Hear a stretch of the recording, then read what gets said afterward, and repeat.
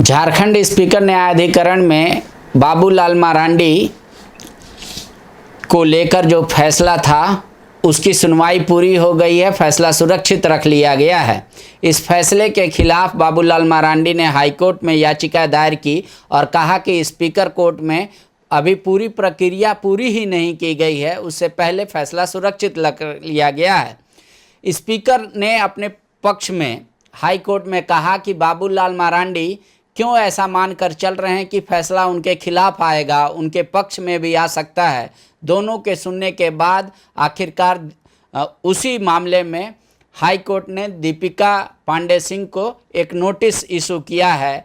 ये सारा पुराना मामला हो गया, नोटिस सिर्फ नया है।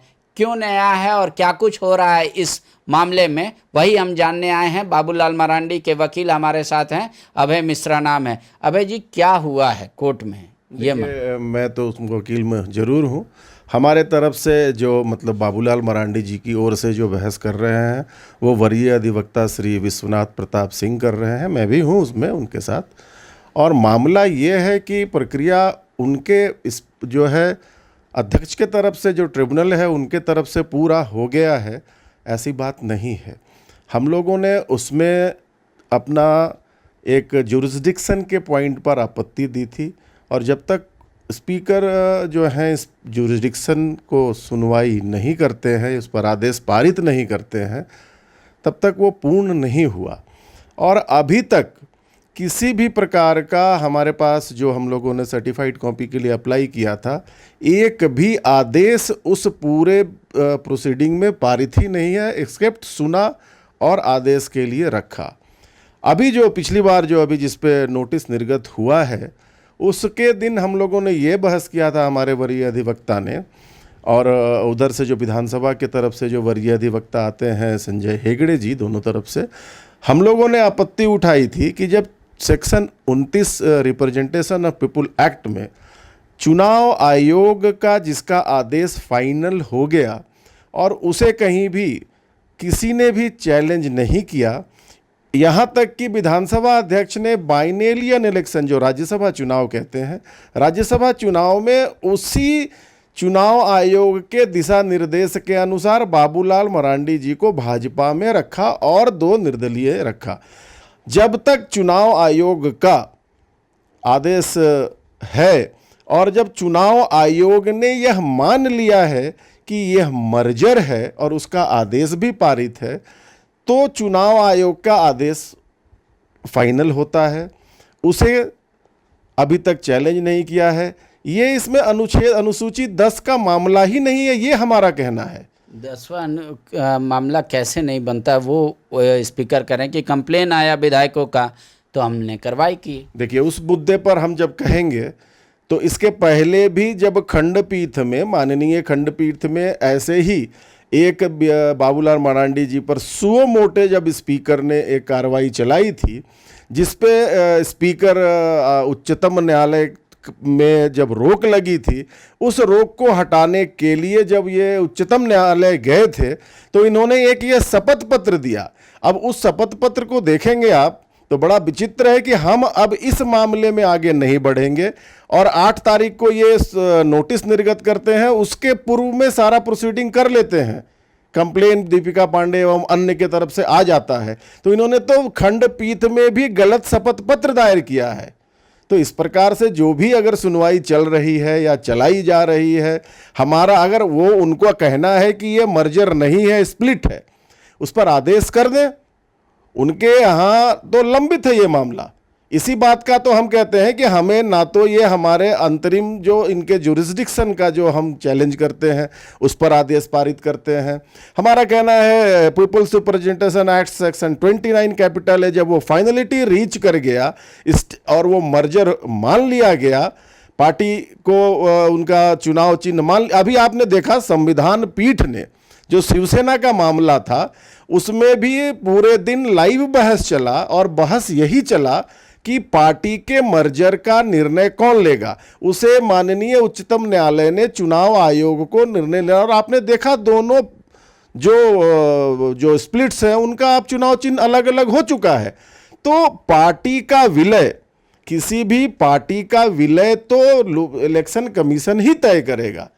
स्प्लिट का अगर मामला होता तो आप कर सकते थे, इसलिए ये नहीं है। आप जो कह रहे हैं कि शपथ पत्र जो स्पीकर के ओर से दायर किया गया कोर्ट में, उसमें कहा गया कि हम कोई कार्रवाई नहीं करेंगे, लेकिन वो उस मुद्दे को लेकर था जिसमें स्पीकर ने सो मोटो लिया था बाबूलाल के खिलाफ। कोर्ट ने कहा कि सो मोटो स्पीकर नहीं ले सकते उस मुद्दे को, लेकिन उस बीच 2 विधायक या 3 विधायकों ने कंप्लेन किया बाबूलाल के खिलाफ कि 10वीं अनुसूची का मामला बनता है।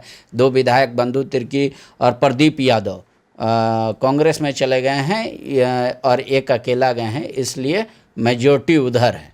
देखिए, पार्टी का विलय पूर्व में हो चुका था और पार्टी का विलय चुनाव आयोग ने अपने निर्णय में उसे कह दिया है कि ये पार्टी विलय हो चुका है और विधिवत सारी प्रक्रिया अपनाई गई है।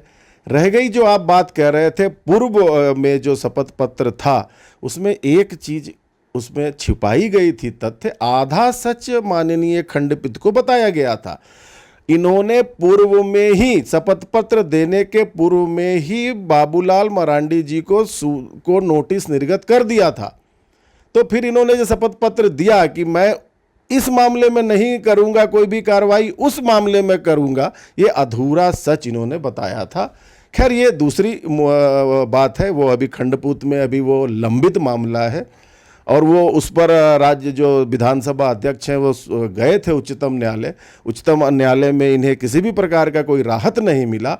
उसमें उच्चतम न्यायालय में जब इनको कोई राहत नहीं मिला तब ये खंडपीठ में ऐसा शपथ पत्र दायर किए थे, कोई ऐसा नहीं किया था। उन्होंने कानून का सारा पक्ष अपना लिया था। इसी प्रकार हम लोग अभी भी यही कह रहे हैं। हमारे वरीय अधिवक्ता श्री विश्वनाथ प्रताप सिंह जी का न्यायालय में बार बार यही कथन है कि ये मर्जर है और आप जब तक मर्जर को निर्धारित नहीं करते हैं, चुनाव आयोग के आदेश के ऊपर जो आदेश आपको देना था, आपको जुरिस्डिक्शन नहीं है। आप उस पर पहले ये फैसला दे दें, उस पर एक भी लाइन का आदेश पारित नहीं है। गवाही देना और उसकी बात तो और इशू आपको क्यों लगता है कि क्यों ऐसा किया गया होगा? अगर आप कह रहे हैं कि पार्टी रही या मर्जर हुआ या स्प्लिट हुआ, ये चुनाव आयोग ने तय कर दिया, तो क्या सिर्फ नेता प्रतिपक्ष का जगह ना मिले बाबूलाल मरांडी को इसलिए ये किया गया? देखिए, अब हम आपको बताते हैं जो न्यायालय में चल रहा है। थोड़ा उसको बड़ा अजीब लगेगा। न्यायालय में नोटिस तो कल निर्गत हुआ। न्यायालय में जो विधानसभा के अध्यक्ष हैं वरीय अधिवक्ता संजय हेगड़े की आपत्ति है कि न्यायालय में इंटरिम आदेश ऑफ स्पीकर पर आप सुनवाई नहीं कर सकते हैं। आप लोग जो स्पीकर की भूमिका पर सवाल उठा रहे हैं, स्पीकर कोर्ट की भूमिका पर, उसका क्या आधार है? देखिए, ये ऐसा है कि स्पीकर एक ट्रिब्यूनल है और वह संविधान के हर प्रकार के सिद्धांतों से बंधा हुआ है। ऐसा नहीं कि उनको अपने विम्स पर लेना है। अब मैं उसको उदाहरण देता हूँ। पूर्व में जो स्पीकर थे उन्होंने सुओ मोटो एक शिकायतवाद दर्ज कर दिया। जब वो शिकायतवाद दर्ज होता है और जब उच्चतम न्यायालय में उसे चुनौती देता है गया और चुनौती देते ही उच्च न्यायालय ने उस पर रोक लगा दी, तो ये उच्चतम न्यायालय जाते हैं, सुप्रीम कोर्ट जाते हैं। सुप्रीम कोर्ट में भी इन्हें राहत नहीं मिलती है, तो फिर इन्होंने पीछे एक डेट से एक नोटिस निर्गत कर दिया, बैक डेट से, और उसको आधा बताया। उच्चतम न्यायालय में जो उन्होंने शपथ पत्र दिया है वो पूर्ण सत्य नहीं है, गलत सत्य बताया है। उसके अतिरिक्त इन्होंने कहा कि नहीं, अब हम ये इस मुकदमे में हम लेंगे। उस मुकदमे में जब हम लोग आपत्ति देते हैं कि अरे भाई ये मर्जर का मामला है, आप इसको मर्जर को निर्णय ले दीजिए मर्जर पर, उस मर्जर पर भी आदेश नहीं होता है। अभी उच्च न्यायालय में 6 दिनों से सुनवाई हो रही है। कल शिकायतकर्ता को नोटिस निर्गत हुआ है, सहमति भी जताई है थी विधानसभा के अधिवक्ता वरीय अधिवक्ता संजय हेगड़े ने। मगर एक बात बताइए, जब खुद न्यायालय शिकायतकर्ता से ज़्यादा बहस कर रहा हो न्यायालय में, court he is a court, और कोर्ट ज़्यादा परेशान है शिकायतकर्ता से, तो आप कैसे हम इस पर संदेह ना करें? क्या आपको मतलब स्पीकर ट्रिब्यूनल में क्या दीपिका पांडे सिंह का सुनवाई नहीं हुई, उनका कोई स्टेटमेंट नहीं लिया गया था? स्टेटमेंट तो लिया ही नहीं गया, बहस हो रहा है सिर्फ। जब गवाही लेने की बात आती है कि सबका गवाही लें आप, तो वो भी नहीं लेते हैं। जुरिस्डिक्शन हम कहते हैं कि this is a merger, section 10 अनुसूची 10 का मामला ही नहीं है। जब चुनाव आयोग का फैसला आ गया उस पर भी ये निर्णय नहीं लेते हैं। तो आखिर आप ये बताएं कि किसी भी प्रक्रिया को कानून सम्मत ही तो चलाना होगा ना। ऐसा तो है नहीं कि स्वविवेक से आप कुछ निर्णय ले लें। तो आप लोग जो ये कह रहे हैं कि सिर्फ नेता प्रतिपक्ष की कुर्सी पर बाबूलाल ना काबिज हो, इस वजह से ये पूरा बिल्कुल नेता प्रतिपक्ष के कुर्सी पर बाबूलाल मरांडी जी ना आए, उसके चलते इस प्रकार से एन केन प्रकारेन, क्योंकि उन्होंने तो पहला ही बार में उन्हें तो खुद ही इस प्रकार की फिर नहीं करनी चाहिए थी। सेम फैक्ट पर शिकायतवाद बिना किसी शपथ के, बिना किसी स्टेटमेंट के लेना ही नहीं चाहिए था। तो जो कंप्लेनेंट है दीपिका पांडे सिंह, उनका स्टेटमेंट में क्या उनको नोटिस किया, कब तक उनको जवाब देना है या कब तक क्या होगा? अब ये न्यायालय की प्रक्रिया है, वो आज हम लोग वो जो नोटिस है वो उसे ऑफलाइन ऑनलाइन माध्यम से हम लोग डाल देंगे और वो मिल जाएगा। अगली सुनवाई में उन्हें जो कहना है वो न्यायालय में, अगली सुनवाई क्या तय है? अगली सुनवाई तय है 9 तारीख को, 9 नवंबर को तय है। और अगली सुनवाई तक उन्हें जो भी कहना है तो वो कहेंगी। उनका रिट का पूरी प्रति ऑनलाइन हम लोग आज दे रहे हैं और ऑफलाइन भी आज हम लोग डाक से निर्गत कर चुके हैं। शुक्रिया। स्पीकर कोर्ट में इस मामले को लेकर बहस चल रहा था कि क्या ये 10वीं अनुसूची का मामला बनता है या नहीं। बाबूलाल मरांडी जो बीजेपी का सदस्यता लेते हैं वो सही है या गलत।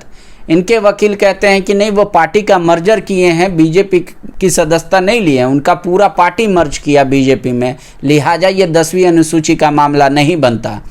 इसी बीच अब दोनों मामला ट्रिब्यूनल से उठकर कोर्ट चला गया है। हाई कोर्ट इस पर सुनवाई कर रहा है। शिकायतकर्ता को भी नोटिस इशू किया गया है। 9 तारीख को अगली सुनवाई होगी। लेकिन बाबूलाल मरांडी के पक्ष के तरफ से यही आरोप है कि सिर्फ और सिर्फ नेता प्रतिपक्ष की कुर्सी ना मिले बीजेपी को, इस वजह से ये पूरा काम किया गया। शुक्रिया। विवेकानंद विद्या मंदिर स्कूल एक CBSE affiliated English medium coed school है। हम शिक्षा के साथ संस्कार देते हैं। thefollowup.in. Like, share, and subscribe. www.thefollowup.in